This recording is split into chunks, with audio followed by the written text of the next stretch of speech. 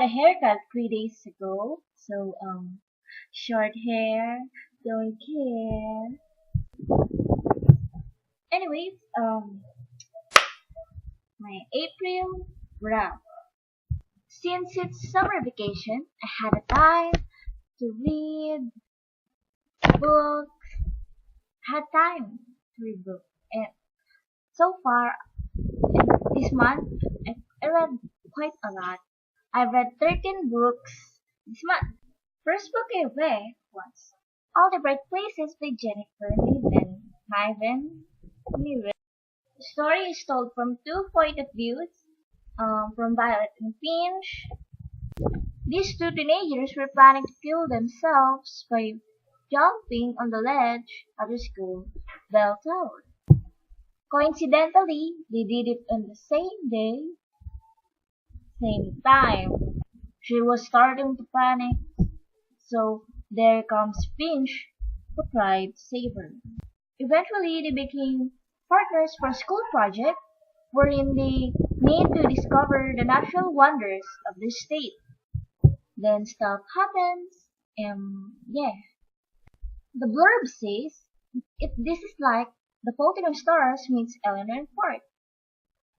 No, this book should stand on its own. This book is better than The Fault in Our Stars. This is better than Eleanor and Park.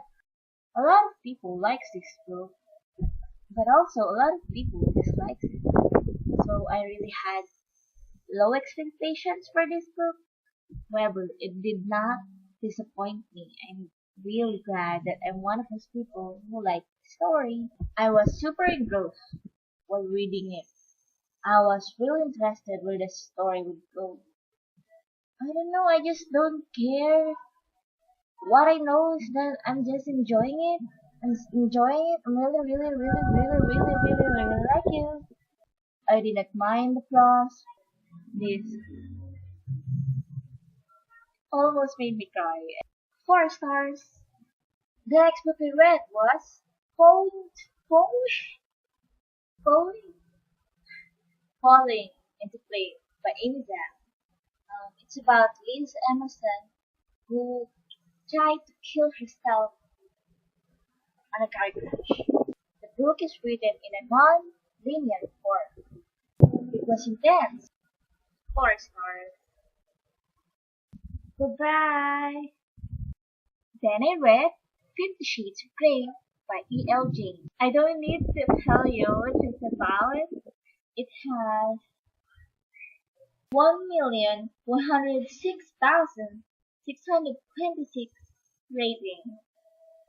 If I were to describe this book in just one word, that word shall be boring. Boring. I know it's age inappropriate for me, but it's getting a lot of hype, especially in school. My classmates were like, I am Mrs. Grey. I love Christian Grey. I just read it because curiosity killed the cat. Reading the book was like reading a terrible fanfic or watching cheap porn. There's nothing really spectacular about this book. Perhaps its BDSM aspect without the sexy scenes. It's nothing but a poorly plotted book. 1 star for you, my beloved Christian. Then I read An Abundance of Catherines by John. It's about a former child prodigy, Colin, who only dated girls with the name of Kathleen. Then he went on a road trip with his best friend as his way to recover from a recent breakup. Typical John Green book, quirky male character whose love interest is spontaneous, but deep inside broken girl. Then the story ends with a happy ending and life lessons and stuff. Typical John Green book. I quite like the book, but still, I don't. Paper Towns was the best John Green book I've ever read. Maybe it's just because it's the first John Green book that I read. I was bored. Boring characters, boring story. This male Colin is a weird, not cool weird, if that makes sense.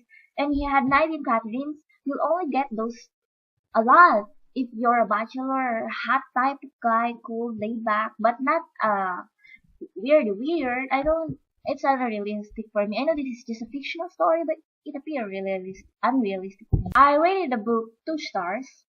Then I listened to the audiobook version of Bossy Pants. Basically, it's a memoir of Tina Fey. Kept on thinking random things while reading this book, so I had a few problems. It was interesting and I like it. So 2 stars. Then I listened to the audiobook version of The Tweets by Roald Dahl. It's a children's book. It's about Mr. and Mrs. Tweets, known to be the ugliest, smelliest people in the world. They were mean, so one day the animals took a revenge on them. Although it's a very short book, still it conveys a great message that ugly thoughts make a person ugly. Simple, yet effective. 4 stars. Then I read My Heart in Other Black Holes by Jasmine Warga. It's about our main character Isel who wants to commit suicide, but for some reasons, she just couldn't do it by herself. So she looked up on the internet to find a suicide partner, and Roman became her suicide partner. So these two made a suicide pact. Eventually, they started to have feelings for each other. That would totally ruin the plan. I like it, but not as much as I thought I would.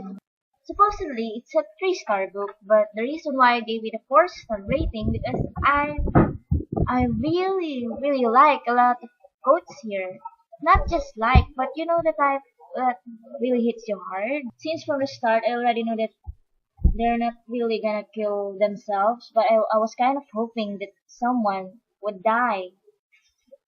I know I'm cruel. So I was a bit disappointed when it ended with a happy ending. The characters were really likable. And the writing was so good. And I rated this 4 stars. Then I read Lover's Dictionary by David Levitan. Just like a dictionary started from A to Z, each letter entry has a story involves a word that is related to love. For example, A for attraction. When we look into each other's eyes, a spark seems to rise. A bit disjointed. It was just okay. Expected to love the words, but I did not, unfortunately. I only rated it 2 stars. I read Love is the Hard Law also by David Levitan. The story is told from 3 perspectives, Claire, Peter, and Jasper, whose lives were forever changed after the 9/11 incident. In this story, we get to see the aftermath of the 9/11 to the people of America. How this incident destroyed them physically and emotionally, and how these people cope up with the consequences it made. I didn't feel something like sadness, empathy to these characters. I was supposed to feel like that because it's 9/11, but no, it did not happen. I did not feel anything to these characters. I like the story, but maybe if I tend to like the characters, I'll give it a high rating, but I did not, so hence I rated it 3 stars. Then I read 165 Days of Wonder, Mr. Brown's Book of Precepts by R.J. Palacio. Basically, it's a collection of precepts. So these students send these precepts to Mr. Brown over summer vacation. 365 days in a year, basically, so each day there's a precept. At the end of the month, there's a following letter from that student, of course, for Mr. Brown's read.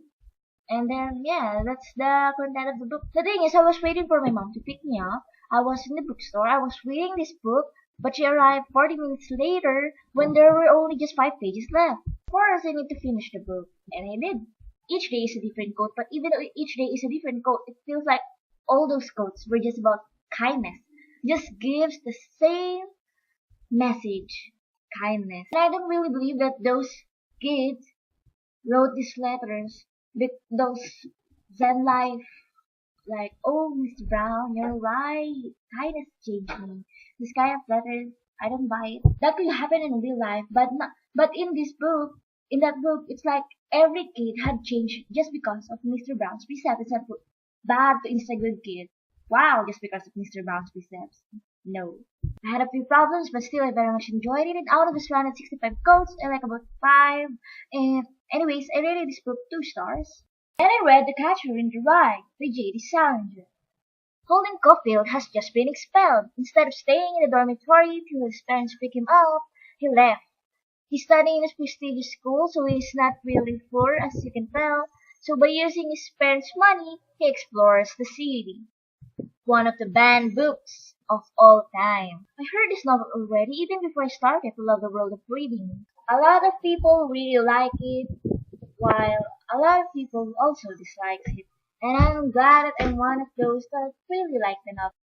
Colin Caulfield, I agree, he's super whiny, but I didn't mind it much because that's the point.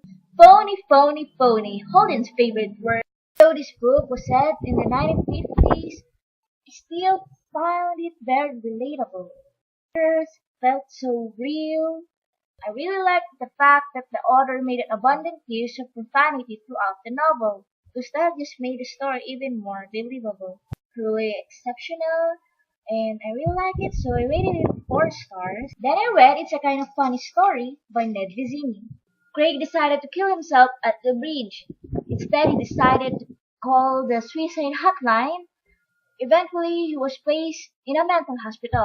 We get to see a day in a life living in a mental hospital. I was kind of disappointed because I thought I was going to love this book. The movie is better than the book. Still a very enjoyable read. I really like Craig's parents. They were very supportive of him, and that just touches my heart. 3 stars. Lastly, I read Anatomy of a Misfit by Andrea Portes. Outside, Anika Dragomir is all lip gloss and blonde hair, the third most popular girl in her school. Inside, she's a freak, a mix of dark thoughts and diabolical plots. I thought this was just going to be a light, fun read and your typical love triangle love story, but it's more than that. It's more than that. I read it within a couple of hours, and I really enjoyed it. I was really invested to the story. It made me sad, it made me smile, it made me laugh. Tiffany's part of the story was really depressing. Overall, a very enjoyable read, great characters, great plot.